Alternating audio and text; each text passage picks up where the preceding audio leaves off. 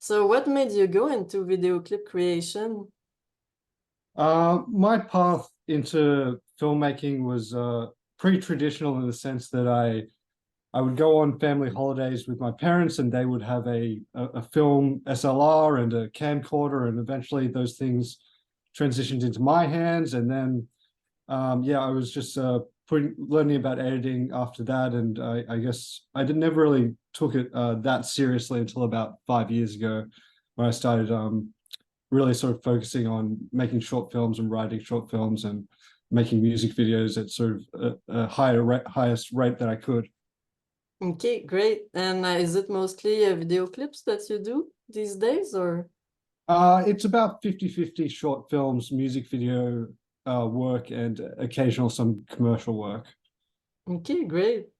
And what did you like the most when doing the that video clip that you sent us?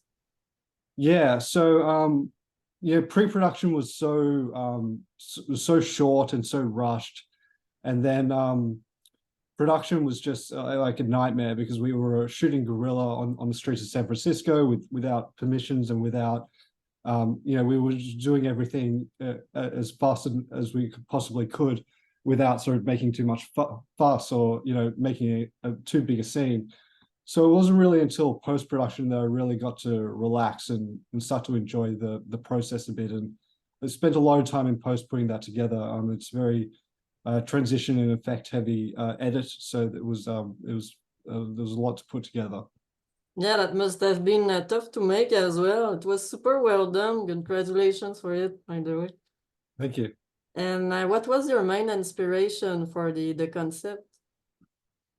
Well, what happened with the concept is that I was in contact with the DJ duo Bumbag about doing a clip for them, and I was potentially going to go to Australia back to visit my family, but as well to make a music video for them. And then I pitched them a bunch of ideas, and they said that this one that ended up getting made was one that they really liked, and they wanted to do it a lot faster than the schedule had sort of was allowing. So I ended up shooting it sort of with the San Francisco crew and doing it that way. So as far as inspiration for the concept goes, I wanted to do some sort of like flip on the whole COVID experience, because I wanted to create this sort of like pink viral symbolic character who goes around spreading happiness and dance to people in the street, rather than the opposite of that, of COVID sort of spreading misery and sickness.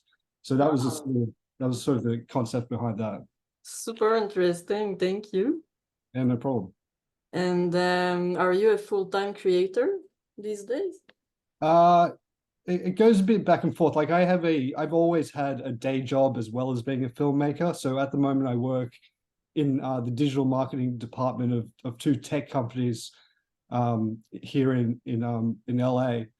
And so I do a lot of creative work for them, but really my own projects come from just doing it in between work and whenever I have time. So I just try to fit in a couple of short films a year, and then whenever I have time, I try to do some music videos. So that's that it's to answer your question, I do create full time, but I have sort of a part-time job and a full-time job.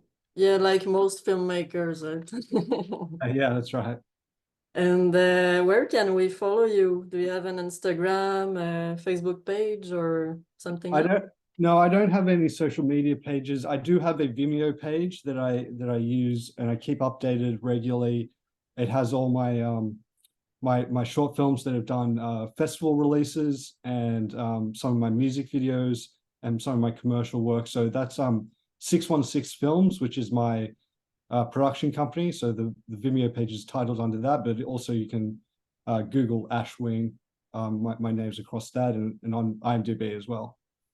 Okay, great. Thank you. So thank you very much again for being here today, and congrats again. So we'll keep you updated on the results.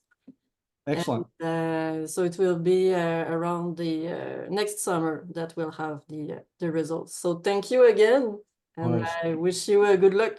Yeah, thank you so much. Thanks for the interview. Thank you. No problem. Talk to you soon. Bye bye.